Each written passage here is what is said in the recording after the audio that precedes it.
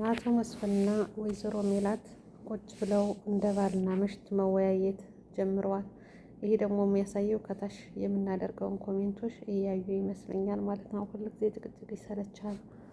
ስለ ራሳችሁ ሰው ልጆቻችሁ በልጠዋችኋል። ገንዘብ በኋላ ነው የመጣ። እናንተ መኖር አለባችሁ።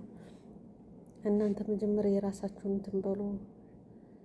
ድርጅት ቢጠፋ ድርጅት ይመጣል እያሉ ልጆች ብዙውን ጊዜ ይመክሯቸው ነበር። በተለይ ምላሴ በጣም እንትን ነበር። ወይዘሮ ሜላት ግን ከገንዘብ ጋር የተያያዘ ስንት ክራይን አይቼ እርግጥ ገንዘብ ናራም ይሄን ነገር የለም። ግን ይሄን ያህል ሙሲባ ሲመጣ ይሄን ያህል ፈተና ሲመጣ የጠፋውን ሳይሆን ያለውን ያገኘሽውን ነገር ማሰብ ነበረባት። ያንን ሁላ ረስታ ልጆቿን፣ ባሏን፣ የትዳር አጋሯን ረስታ ሌላ ውስጥ ገብታለች ማለት ነው። እና አሁን ግን አቶ መስፍን የቃሉን ክፋት እያወቀ ይመስለኛል። ቢመሽም ቢሆን አሁን ነቃ እያሉ ናቸው ማለት ነው። አንድ ላይ ሆነው የእነሱ መስማማት አቶ በቃሉ የሚባለውን ይጥለዋል ማለት ነው። ሀና ደግሞ እንግዲህ ባለፈው ታውቁ እንደሆነ የዝራን አግባኝ ብላ እሱ ደግሞ ትዳር ቀልድ ነው ብሎ ስቆባት ሂዶ ነበረ። በኋላ ግን ውሳኔውን አንተን አይልም ደውሎ ደግሞ አገባሻለሁ በቃ ወስኛለሁ ብሏታል። የሀና የዝራ ማግባት ጭራሽ ድብልቅልቁ ሊወጣ ነው። ለምን መሰላችሁ? ማን ነው ሽማግሌ የሚመጣ ከነሱ? አቶ በቃሉ ነው ወላ ምንድን ነው? ቶሎ ቢመጣ ባየው ነበር፣ ሁሉም ነገር የለየ ነበር። አቶ በቃሉ ይመጣል ወይስ አይመጣም የሚለው ማለት ነው። እና ሀና የዛን ጊዜ ጸጸት ውስጥ ትገባለች። የአባታቸውን የቤተሰቧን ድርጅት እንትን ለማለት የሚጣጣር ሰው አማቿ ሆኖ ሲመጣ ምን ትላላችሁ? አሁን ሀና ሁሉንም በቃ የዝራን ትወደዋለሽ፣ ግን ድርቅ ያለ ነው ያለ ነገሯ ማለት ነው። የላ እንግዲህ ወደ ደሴ ሄዷል መሰል የለም፣ እነሱም ደስ ያልሄዱም። እንግዲህ ሀኒ ወደ አቶ ኖላዊ ቤት ሄዳ አባዬ ላገባ ነው ትድረኛለህ አለችውና ያልሆነ ጥያቄ ቤተሰቦችሽ እንጂ እኔ የለኝ አልደረሽ ስላት በቡናም ቢሆን አንተ ብድሬ ነው ይሻለኝ ቢሆንም ቤተሰቦችሽን በንገሪያቸው እነሱ ነው እንትን የሚሉ ሲባል እኔ አንተን ነው መጀመሪያ የምጠይቀው ብዬ ወደ አንተ ነው የመጣው ነው አርቀሄ ነው እነሱን የምትለኝ ብላ እንትን ትለዋለች። ይችን አርቀሄ የምትል ቃላት ግን እንዴት እንደምትወጃት ብሎ እሱ እንትን ላይ አንተ ነህ እንጂ በቡናም ቢሆን የምታወጣ እኔ ድግስ አልፈልግም ትላለች። እና አድገሽልኝ ነው ልጄ ድርሻለሁ ብሎ እሱ ግን በኋላ የጆሮ ሲመጣ ሀና ላገባ ነው ይብላለች ሲባል እንግዲህ ማነው ተምቹም የራሱን እንትን ብሏል ማለት ነው። በጣም ተደናግጧል። የጓደኛው የአሴር ነገር ግራ አጋብቶታል ማለት ነው። እና የአሴር መጨረሻ የኤላ መጨረሻ የሀና መጨረሻ ምንድን ነው የሚለውን እስከ መጨረሻው እንግዲህ እየተከታተልን ማየት ነው። ግን እኔ አሁን ትዳር እንደነ አቶ መስፍንና ወይዘሮ ሜላት ከሆነ ቢቀር ጥሩ ነው። ቁጭ ብሎ ተነጋግሮ የማይፈታ የማይግባባ ሰው ከማን ነው? እናንተ ለትዳራችሁ መሰረት የሚሆን ቤተሰብ ነው። እናት አባቶቻችሁን አይታችሁ ነው እንትን የምትሉትና ያን ሲታይ ራሱ ለአንዳንዶቹ ትዳር እንዳይፈለግ ያደርጋል። ለአንዳንዶቹ ደግሞ ብቻ ግራ የተጋባው ነገር ነው። እና ሀኒ እንግዲህ ቆርጣ ልትገባ ነው ማለት ነው። አሰላሙ አለይኩም ወራህመቱላሂ ወበረካቱ። ውድና የተከበራችሁ የፌርዶስ ቻናል ተከታታዮች ሼር፣ ላይክ፣ ሰብስክራይብ አድርጉ። ሰሞኑ ቪዲዮ እየለቀቅኩ አይደለም፣ አልተመቸም። ታውቃላችሁ ረመዳን ላይ ነው ያለ ነው። አላህ ስብሓን ወተዓላ እንግዲህ ኸይረኛ ረመዳን ተርበው ተጠምተው ሳይሆን አጅር ካገኙት አላህ ያድርገን። አላህዬ የታመሙትንም አላህ ያፈ ያድርጋቸው፣ የሞቱትንም ጀነተል ፊርደውስ አላህ ይወፍቃቸው። ያሉትን ቤተሰቦቻችንን ደግሞ ሀገራችን ሰላም አላህ ያደርግልን። በዛም በዚህም የሚወራውን ያ ረብ አላህ አንሳልን። ሀገራችን ሰላሙን አላህ ይመልስልን። በጣም ብዙ አንዲት ጓደኛዬ ትናንትና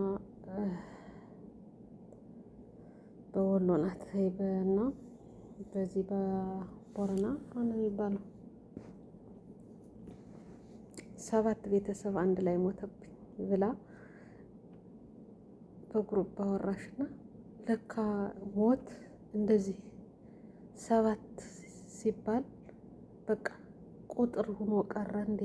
አንድ ሰው ሲሞት ድንጋጤው ልቤን የራሴ ደነደነ። 7 ሲባል በቃ ድንድን የሚል ነገር አለ አይደለ? በቃ ዝም ብላችሁ ንድድ ብላችሁ እንትን የምትሉትና አንድ ቤተሰብ በአንድ ላይ ተጨፈጨፉ ማለት ነው።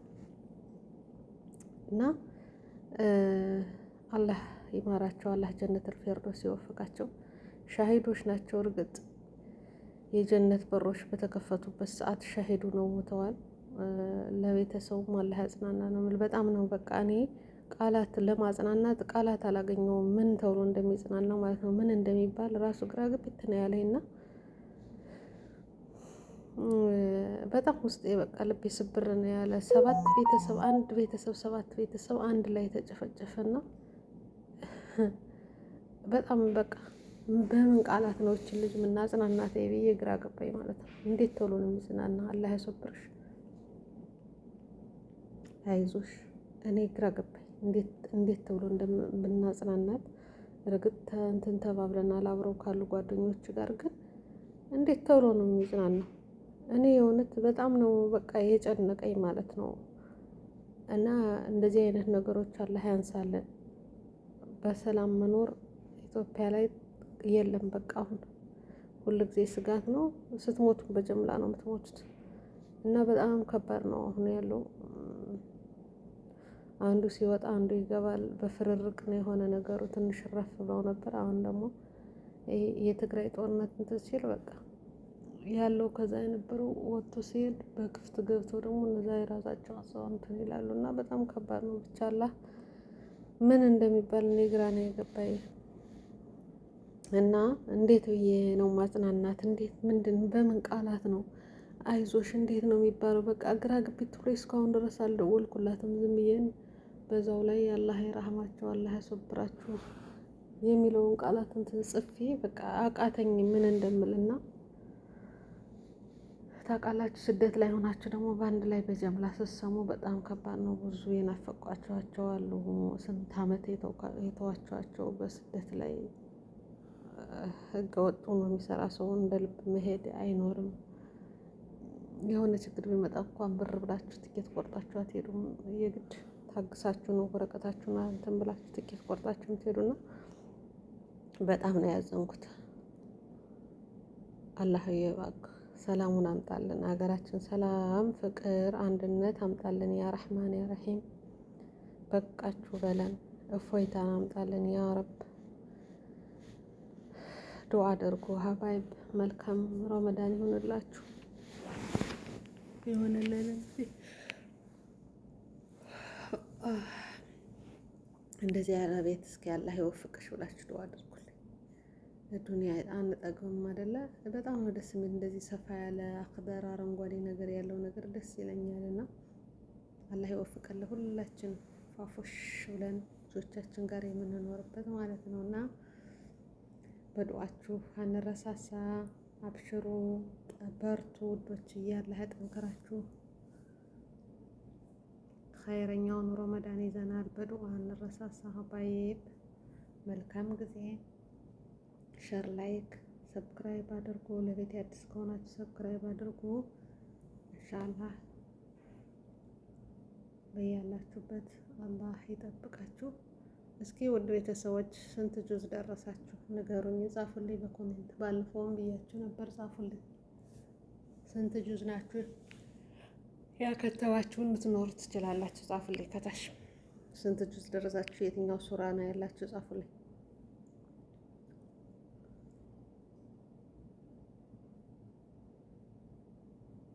እና መልካም ጊዜ ይሁንላችሁ።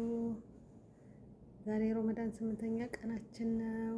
ማሻአላህ ሱብሃነከ ያ ረብ። መጣ ገባ ወጣ የሚባል ነው የሆነው። ረመዳን ሩጫ ነው ታውቁታላችሁ። ነው የሚለው በቃ የኸይር ወር ስለሆነ ይሯሯጣል። እኛም ደግሞ ተራርጠው አጀር ከሚያገኙት አላህ እንዲያደርገን በኢክላስ በዱዓ በዚክር እንታገል ማለት ነው ሀባይብ።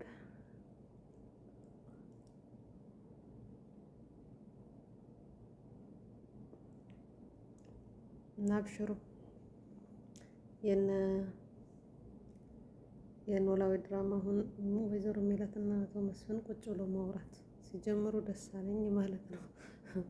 ችክችቃቸውና ትርካቸው አስጠላኝ ነው።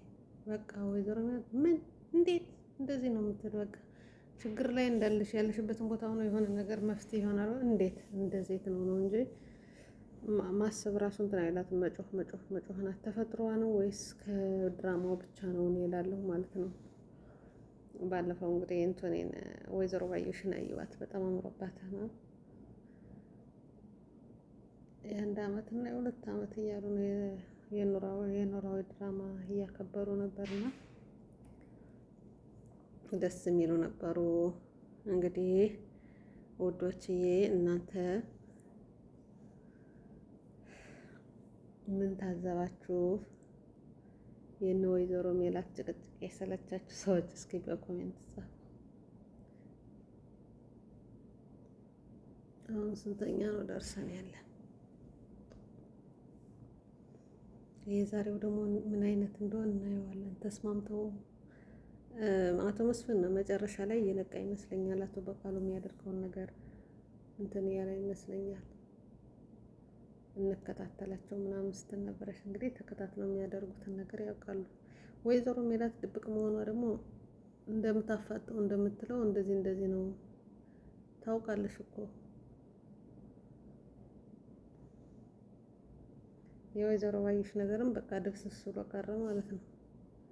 እርግብ እስር ቤት እንደሆነች ቀረሽ ማለት ነው። እንግዲህ ምንም ነገር በቃ ሳይገኝ መርማሪዎቹ ህግ እንደዚህ ነው። በተለይ የኛ ሀገሮቹ ብዙም እንትን አይልም። ከትናንትና ባሌ ፍቅረኛ ብላ አንገቷንም ሰውነቷንም በስኪን ተተራትራ ከስሽ በስንት መከራ አስይዤ በ30,000 ዋስ ለቀቁት። አዲስ አበባ መጣ ሲባል አዲስ አበባ ፋይሎችን ይዤ መጣሁኝ።